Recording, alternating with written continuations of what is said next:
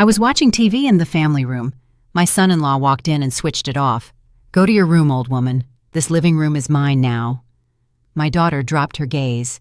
I stood up, took my keys, and left without saying a word. The next day, a man in a crisp suit appeared at the front door. He rang the bell. "Welcome to my channel. I share new life stories here every day, and I'd really appreciate it if you hit subscribe and liked my video. Now let's jump back into my story. I'm sure you'll love it if you keep listening till the end."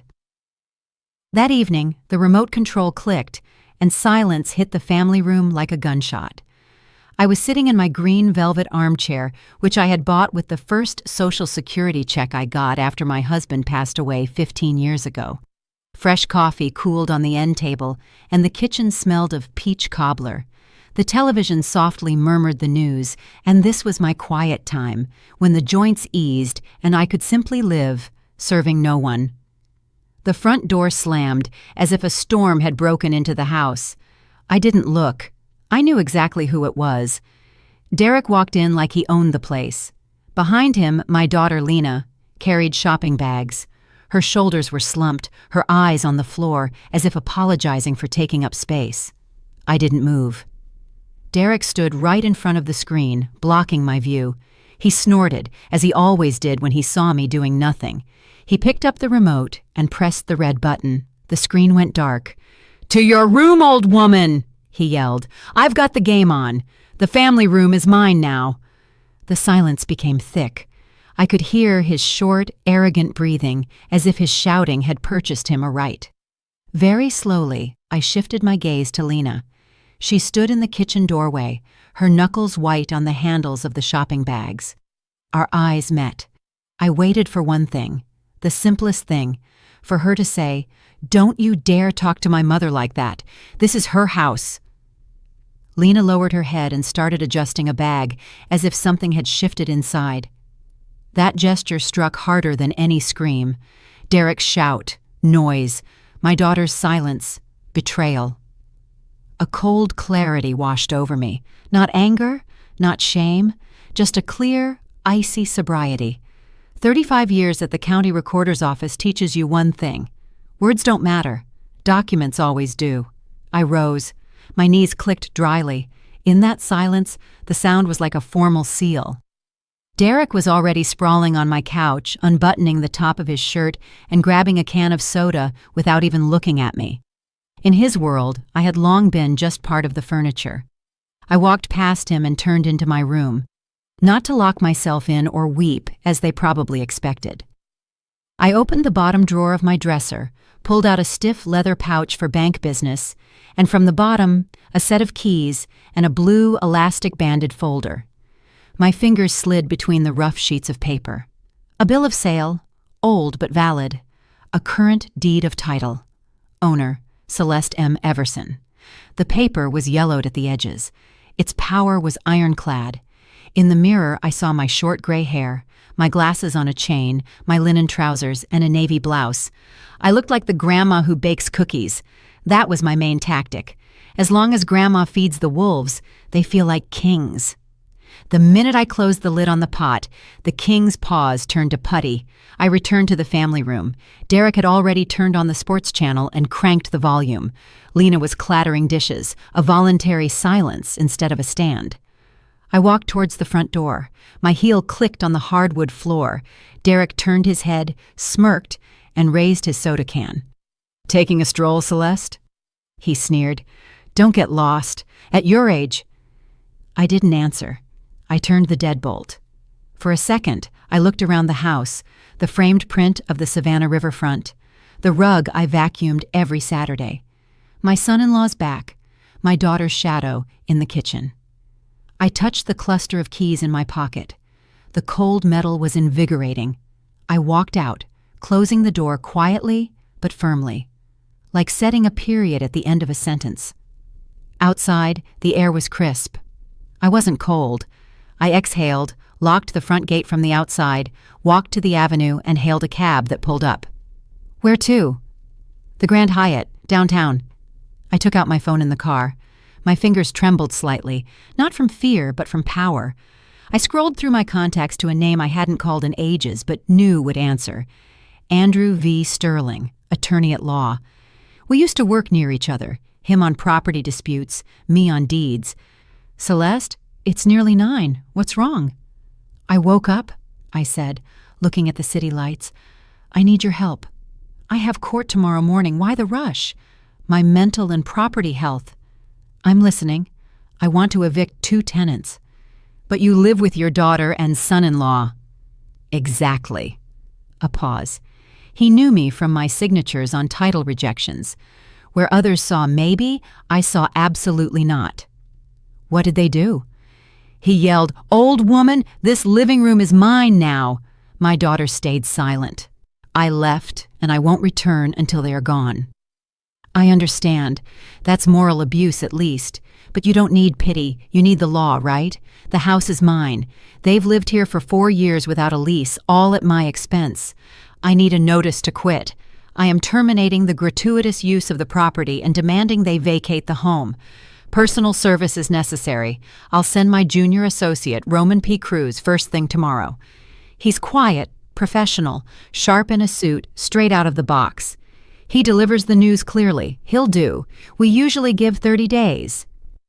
That's fine, and include a warning in the text, 24 hours to understand the reality, and upon vacating they will be billed for back rent and a penalty for holding over. Accepted. You are determined. I'm wounded, and a wounded woman who knows her rights is dangerous. Prepare the documents. I'll be at your office by 8. I'll sign before court. Then send Roman to my house. The taxi stopped at the hotel. The doorman threw open the door with more attention than my son-in-law had shown me in 10 years. Can I help with your luggage? I only have my purse, I said quietly, and the dignity I just reclaimed. The room greeted me with the scent of lavender and clean corners. A large TV was opposite the bed. I turned on my favorite channel and set the volume to my liking. I ordered soup and a glass of Cabernet. I ate slowly. My thoughts were at the house, but they were now my thoughts. I knew their morning routine by heart. Derek sleeps late, grouchy. He's always tired. Lena runs around, smoothing his edges. I pictured the door of my house, the intercom button, a confident finger pressing it. This wasn't a call for tea. This was the call of the law. The first gong. I fell asleep quickly and soundly like a person who has taken the wheel. I woke up with the sun, took a shower, the same clothes but a new posture.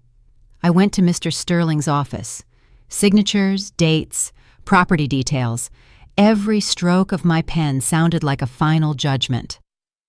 Roman is heading out. Andrew nodded toward a tall young man with a leather briefcase. 20 minutes and he'll be at your fence. Perfect. I put my bag down and sat in the reception area. I'll wait here. Panic always remembers that it has a mother and a mother-in-law. The coffee from the machine smelled sweet. The clock on the wall whispered tick-tock.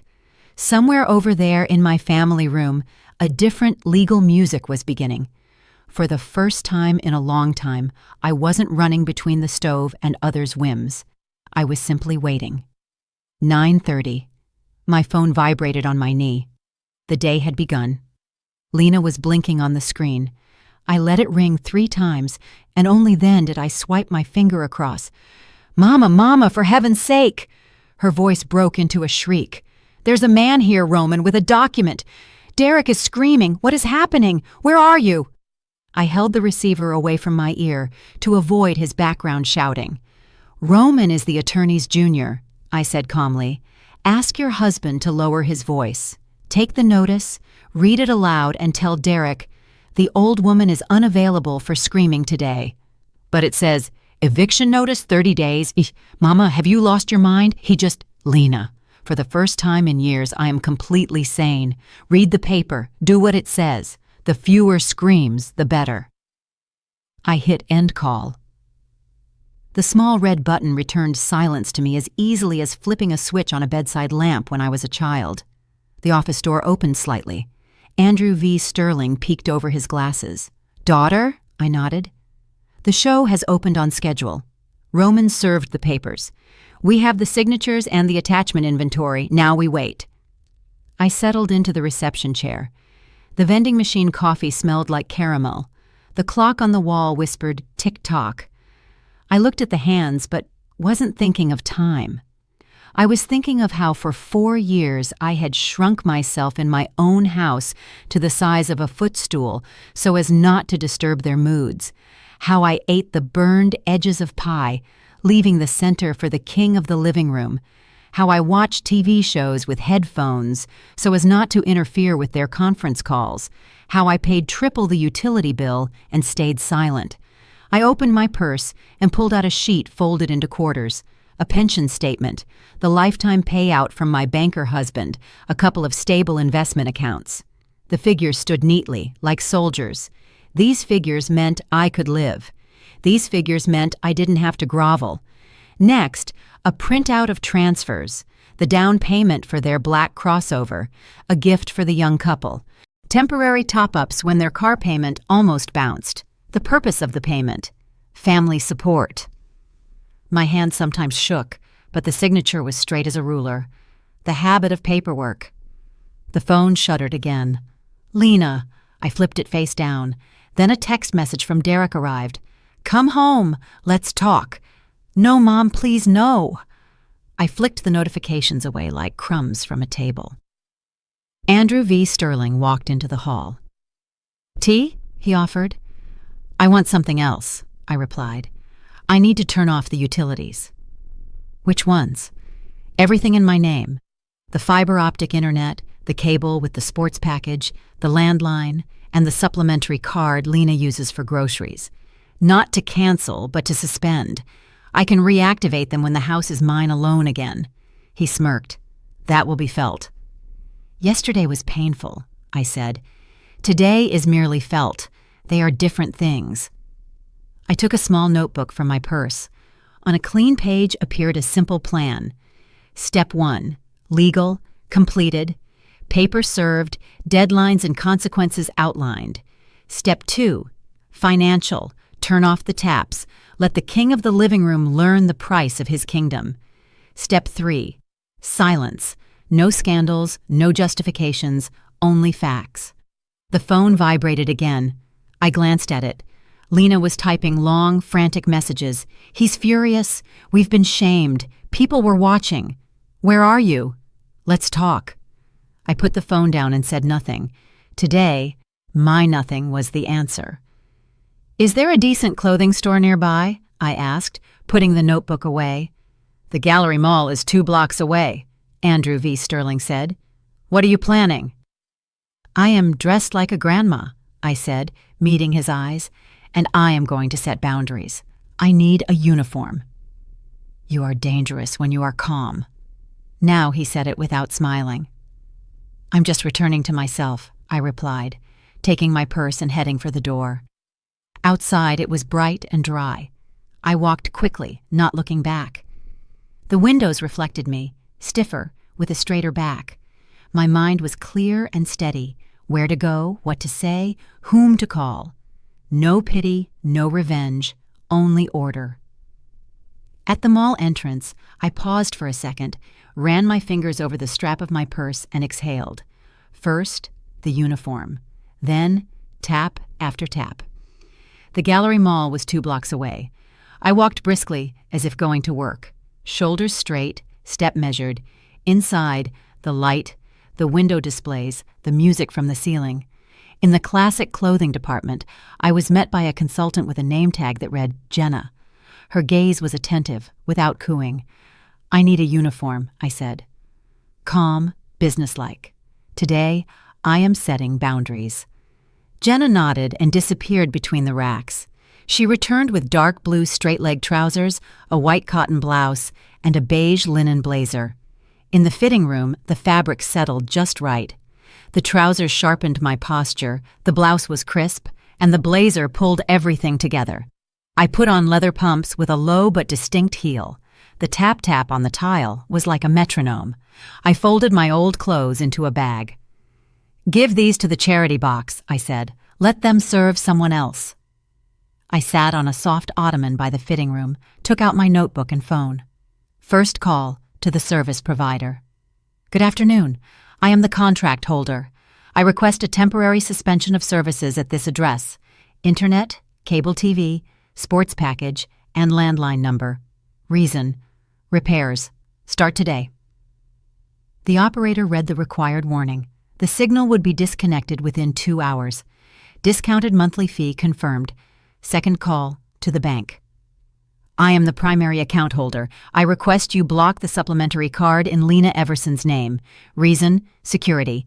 Please lower the online limits and keep SMS alerts only on my number. Done, a voice replied. The changes are now in effect. I hung up. My stomach growled, not from hunger, but from the adrenaline slowly dissipating. On the second floor in a quiet restaurant, I ordered a mushroom risotto and a glass of dry white wine. I placed my phone next to me, face down. Spoon, fork, breathe. For the first time in a long time, I wasn't eating stealthily or on the run.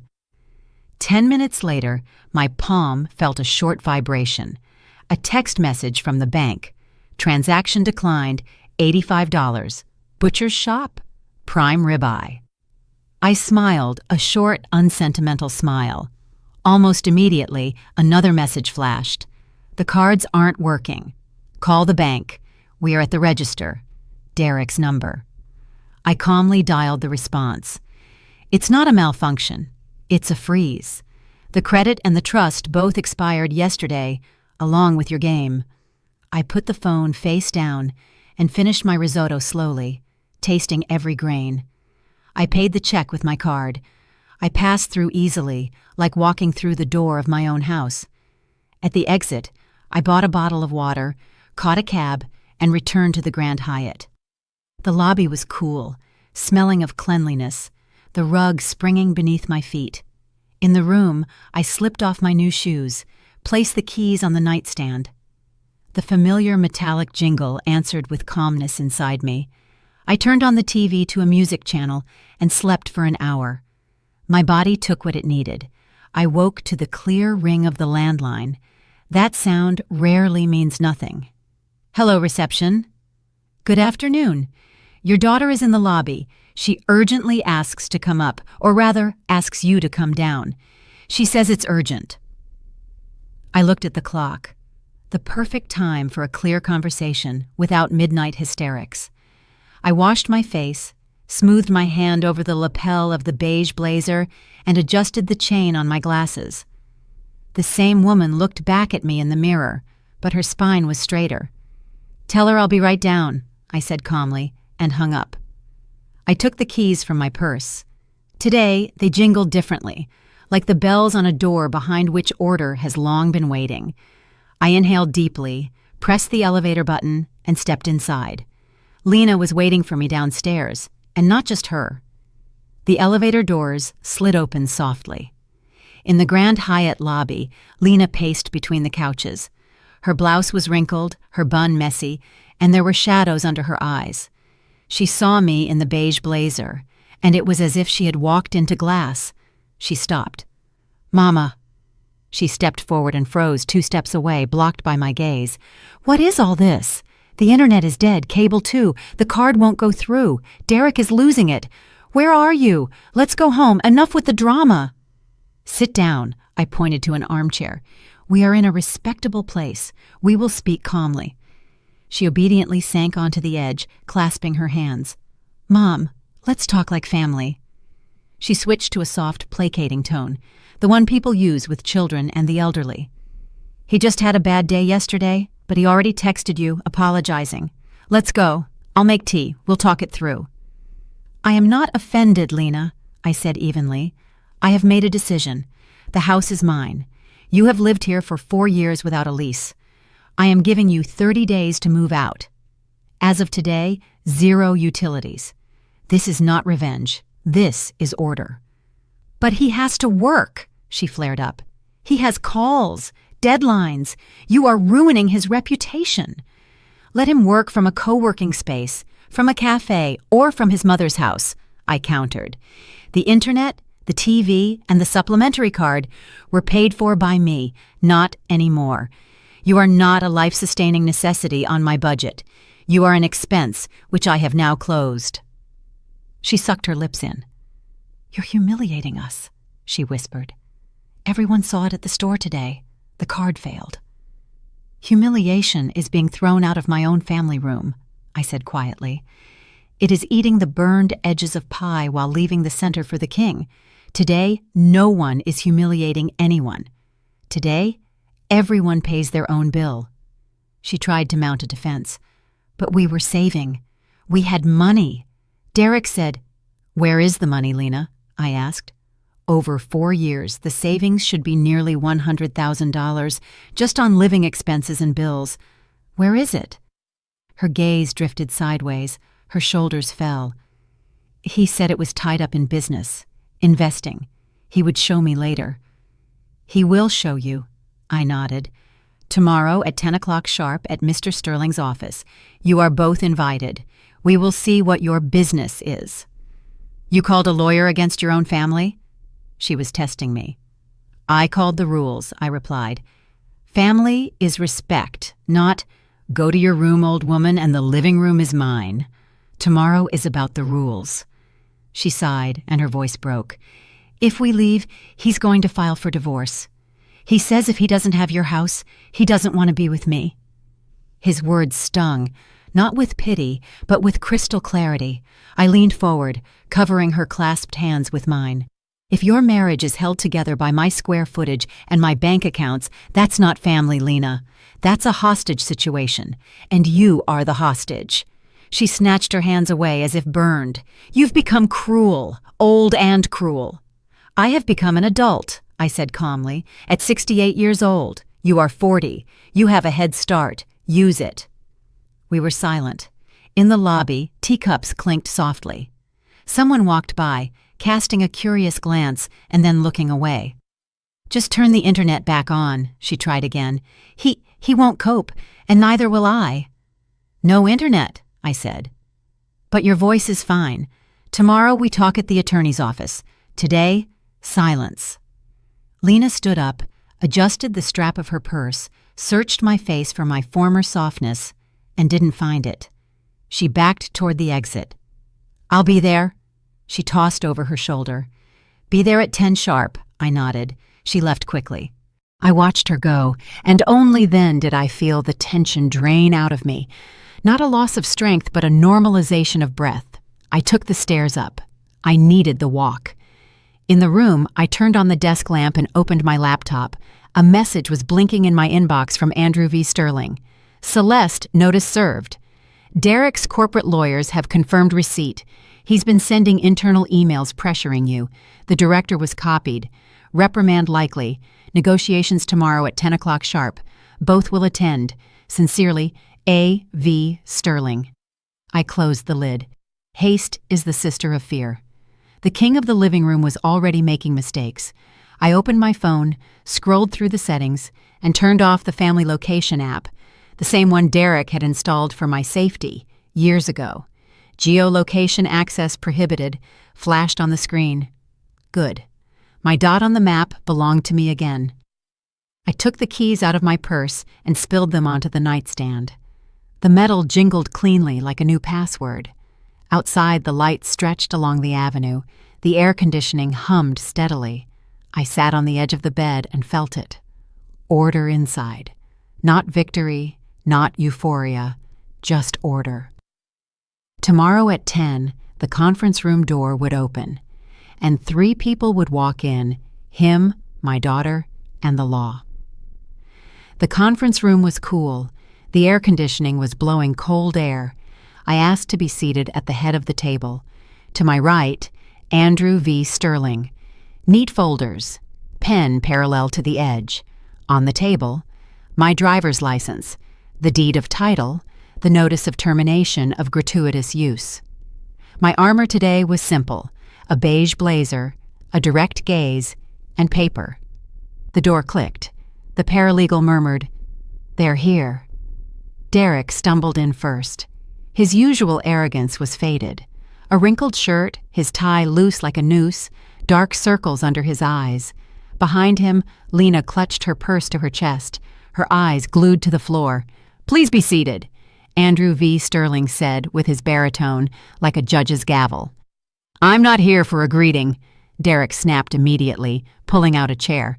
Enough with the show. We've lived there for 4 years. We have rights. I looked over my glasses. I paused deliberately so his anger would be audible. Rights are exactly why we are here, I said calmly. The house is my sole property. You are using it at the owner's goodwill. I have terminated that.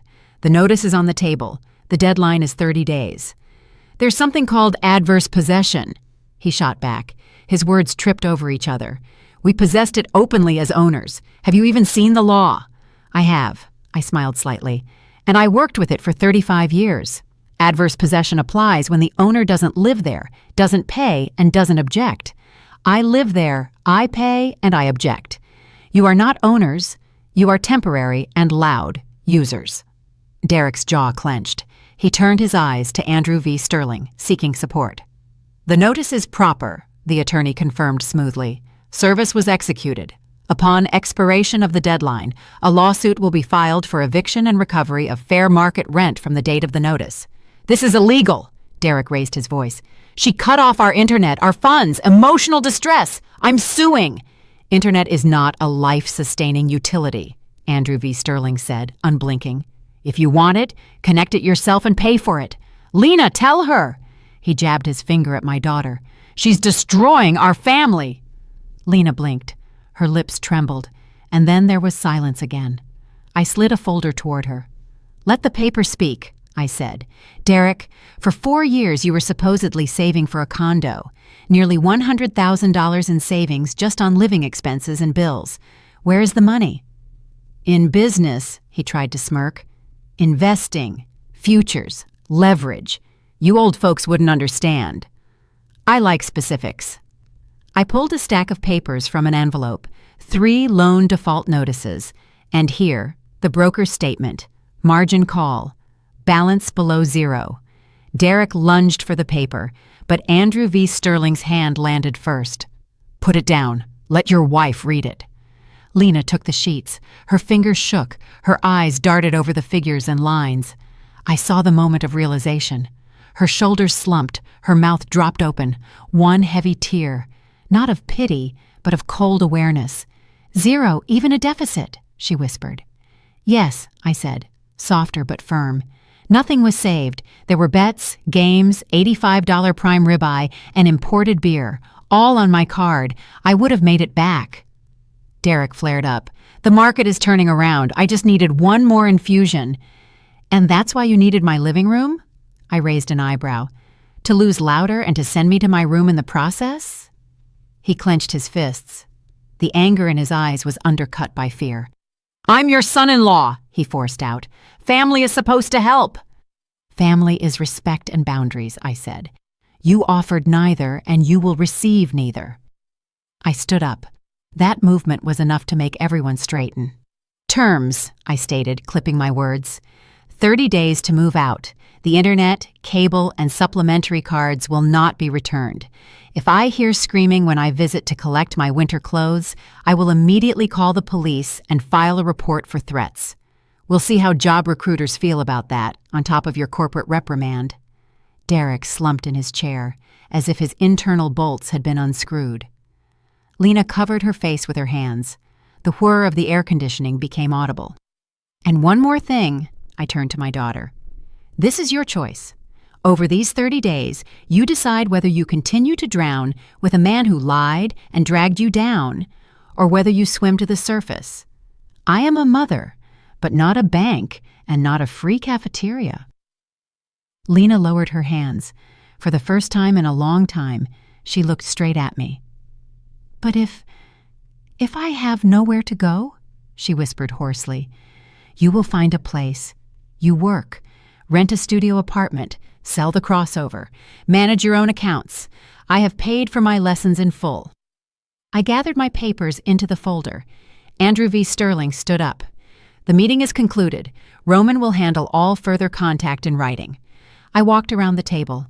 Passing Derek, I stopped for half a step. You can press the remote control of your own life as much as you like, but it doesn't work on my house anymore. In the hallway, the light seemed warmer, the air cleaner. I walked to the elevator and heard the scraping of a chair behind the door. Lena's choked whisper. Derek's short curse. The elevator chimed. The doors closed. My phone vibrated in my purse. Lena. I didn't answer immediately. I took 3 deep breaths and only then pressed accept. I held the phone in my palm. 3 breaths, and then I answered. Mama. Lena's voice was low, like after a cold. I didn't get in his car. Where are you? Downstairs in the parking lot. He's screaming in the car, hitting the steering wheel. I walked away. He told me to get in, but I couldn't. Good, I said calmly. Walk. Breathe. Don't rush back to where screams are waiting. She was silent. I could hear the roar of traffic fade in the background. He says you broke the family. Unplugged internet doesn't break a family, Lena. Lies and screaming do. Silence again. Thank you, Mama. Barely audible. It hurts, but I can see. Seeing is the first step, I said. Tomorrow at 10 at Sterling's office. Can you make it? I can. We breathed into the phone for another second, and I hung up. The street smelled of hot asphalt. I left the office, raised my face to the sun, and hailed a cab. Where are we going? To a nice restaurant, I replied. I'm having a celebration today, without toasts. By the window with a view of the riverfront, I ordered clam chowder, a salad, and a glass of dry white wine. I placed my phone face down. My teaspoon clinked lightly against the glass. Sunbeams danced on the tablecloth. I ate slowly, like a person who is her own mistress again. My phone briefly vibrated. Messages from the bank. Transfers to protected account complete. Supplementary cards closed. Change of beneficiary on life insurance processed. Confirmation in your online account. I smiled without witnesses. All loose ends tied up. No one else would run into my signature. Almost immediately, an email from Andrew V. Sterling. For your control, upon expiration of the 30 days, Roman will be at the gates at 8 o'clock sharp with the handover document and inventory. If there are threats, call. Regarding Derek's employment, the reprimand has been confirmed. I drank the wine to the bottom, like closing a case file. A switch flipped in my head. The final act was scheduled. I paid with my card. I walked along the water. People argued over trivial things. Kids zipped by on scooters. The wind smelled of river air and heated metal. In a store window, I saw myself. The same woman, but brighter inside. Not a victim, not a hero, just an adult. I returned to the Grand Hyatt in the evening, took off my blazer. The armor could hang on the hanger. I spread the keys, documents, and a small notebook on the nightstand. I opened a clean page and wrote, Day 30. Plan. Morning Roman. Deed and keys. I'm not home. No scenes. Evening. Open windows. Mop the floor with warm water and disinfectant. Scrub the rug with a stiff brush. Tomorrow, painter. Color. Peach. The phone rang. Lena. I'm at Zoe's on a folding cot. It's fine. He called dozens of times. I blocked him. Good girl, I said. Get some sleep. Tomorrow at 10. Mom, were you ever afraid of being alone? I was, I answered honestly. Until I realized it's worse to be in a place where you don't exist. She sighed and said goodbye. In the shower, the water washed away the stickiness, the layer that had clung to me for years in my own family room. I put on a simple nightgown, lay down on top of the comforter, and left the music softly playing in the background. The room was filled with an honest silence, the kind where you can hear your own breathing. In the morning, I went down to the cafe for oatmeal, coffee, and water. A man at the next table frowned at the news. In my life, the main headlines had already been released. Before leaving, I stopped by Andrew V. Sterling's office to sign final paperwork, cover letters, and Roman's power of attorney. We spoke briefly, professionally. Keep going, Celeste. This is the right move, he said. I'm just doing what's mine, I replied. Outside, the sun was warm. I went to the salon. I wanted my hair to match my spine. The stylist quickly trimmed the tired ends. The gray gleamed like pure silver. In the mirror, the same face, but the gaze was no longer waiting for someone else's decision. It was the gaze of a person with the keys in her own pocket. At an intersection, I stood at a red light and smiled. It was so simple when the rules were followed, on the road and at home. My phone beeped briefly. Roman, confirmed. Day 30, 8 o'clock sharp. We'll be at the gates. We will verify the locks and complete the inventory. I put the phone in my purse. The clasp clicked dryly, like a seal. In the evening, I returned to the Grand Hyatt, turned off the light, and slightly opened the window, to let in the city noise exactly as much as I wanted. The keys lay on the nightstand. I picked them up. The metal was warm. The next day, day 0. He would enter my house, not with a shout, but with the screech of a moving truck's tires. On the 30th day, I woke without an alarm. The light in the window was even, like a sheet of paper before a signature. I had breakfast, placed my phone face down, and drove out of the city to a spa. I would not be home today. Roman called. I'm at the gates. The moving truck has arrived. They're starting. Proceed by the inventory, I said. I'm available by phone. Next was water, steam, and herbal tea. I stared at the ceiling and thought of only one thing. Tonight, I will open the windows and wash the floor. That's all. At 11, my phone briefly vibrated. Derek made noise, but he signed. Keys handed over, inventory completed, a couple of holes in the walls from mounts, furniture marks, locks intact. 12:30, they are gone. I put the phone back. No anger, no joy, just a fact. The end. At 2, I stopped at a hardware store. Gloves, a mop, rags, floor cleaner. On the way, I called a painter recommended by Andrew V. Sterling. Can you start tomorrow by 9? The family room and the hallway. Color, peach. We can, a man's voice replied. We'll be done in 1 day. At the gates, the key turned easily, as if the house itself had exhaled. I walked in and stopped. The family room was empty. Footprints from the couch legs on the floor. Ugly holes in the wall. The air was heavy and stale. I threw open all the windows. A draft swept from the kitchen to the garden, stirred the curtains, and carried out the remnants of someone else's life. I put on the gloves. First, the shelves and baseboards, then the corners where dust had accumulated for later. I gathered the old magazines no one read into a garbage bag. I wiped the framed print of the Savannah riverfront and hung the painting lower, as was comfortable for me, not as was trendy. The floor got warm water twice, the rug a stiff brush. The house came back to life with every movement. By evening, I put the kettle on. The silence was not empty but golden, like fresh wax on the parquet floor. Then a short, polite ring. I knew who it was. Come in, Lena, I said at the threshold. The coffee just brewed. She walked in slowly, looking around. It's beautiful, quiet, warm. It's peach, I nodded. Sit. We sat opposite each other. 2 mugs on the table, a plate of pie. Lena held her mug with both hands, grasping the warmth. I rented a studio apartment, she said, looking at the steam. It's small. The neighbor upstairs likes loud music. The ceiling is low, but it's mine. I pay for it myself. I took on full-time work, and I filed for divorce. The pro bono lawyer is processing the papers. I nodded. A warm, quiet, unsentimental feeling rose inside me. That's the right path, I said. It will hurt. Then it will settle. He says you broke up the family. She smiled faintly. And I realized you just stopped feeding the lie. We were silent. Outside the window, the garden rustled like new sheets. Thank you for saying no, she added, placing her palm over mine. While you were patching the holes, I couldn't hear myself. Hearing yourself is not a luxury, I said. It is order. She inhaled deeply. Mama, can I come over as a guest? No keys, no staying over. Just tea and conversation. That's exactly what you should do, I replied. The door is open for guests. It's temporarily closed for tenants. We hugged briefly, an adult embrace.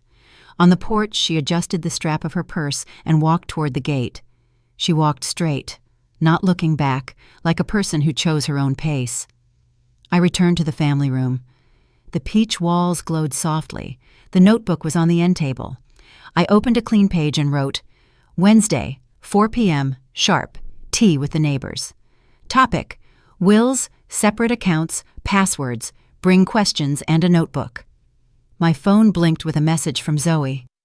Celeste, Betty is crying. Her son is pressuring her to sign the house over to him. Investment, Mom. I'll buy you a better one later.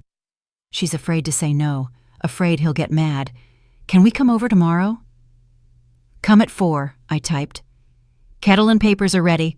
I signed the bottom of the page and closed the notebook. The house was clean and warm, and this cleanliness finally had a purpose. Tomorrow the doorbell would ring, but it would no longer be a disaster. It would be a beginning. By 4 o'clock on Wednesday, I boiled the kettle, took out my folder of documents, and placed pens, blank sheets, and envelopes on the table. On the folder cover, I wrote in large pencil letters, Wednesday, 4 o'clock p.m. The house smelled of peach cobbler and fresh paint. The peach walls seemed warmer than usual in the soft sunlight. Not a show, but order. The bell rang briefly. Zoe arrived first, then Olga, and almost immediately they ushered in Betty, hunched over with red eyes. My son is rushing me to sign the house over to him, she said from the doorway. Investment, Mama. I'll buy you a better one later. I'm scared to refuse, afraid he'll be angry. Sit down. I poured the tea. Let's start simply. Gifting the house is forever. You can't take it back. If you want to leave something to someone, write a will. As long as you are alive, the property remains yours. For a last resort, we can discuss a life estate, but that's careful work, no rushing. Zoe nodded. And don't give passwords to anyone, not to the kids, not to the grandkids, for their games. Exactly. I slid a sheet of paper toward Betty. Here is a phrase for you to start the conversation.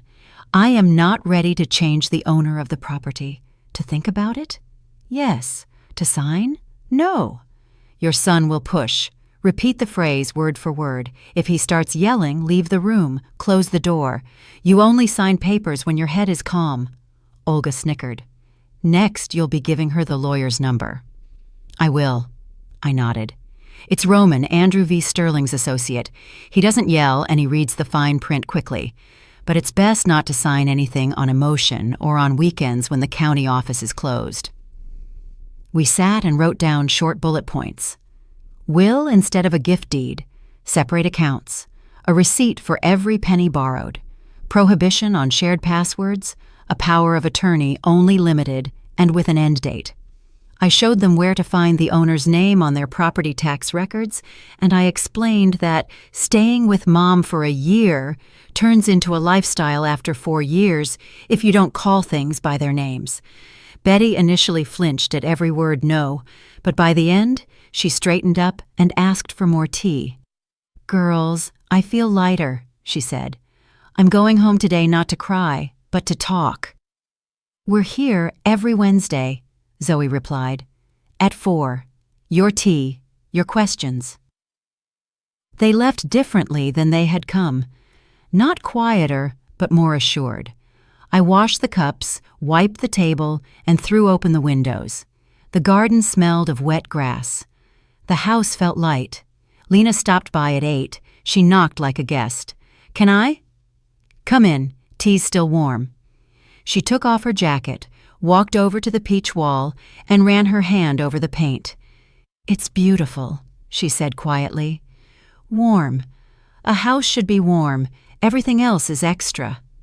We sat down. She held the mug with both hands, taking the warmth. I was at the lawyer's, she said, looking straight ahead. The divorce is progressing. Full-time work is steady. I don't want supplementary cards for milk anymore. I pay myself. But sometimes, can I come over as a guest? No keys, no staying over, just tea and conversation? That's exactly what you should do, I replied. The door is open for guests. For tenants, it's permanently closed. That's not cruelty, it's a rule. She nodded, thought for a moment, then smiled slightly. You know what I miss? Your no. I spent my whole life learning your yes, and now I'm learning your second word." "The no is not about offense," I said.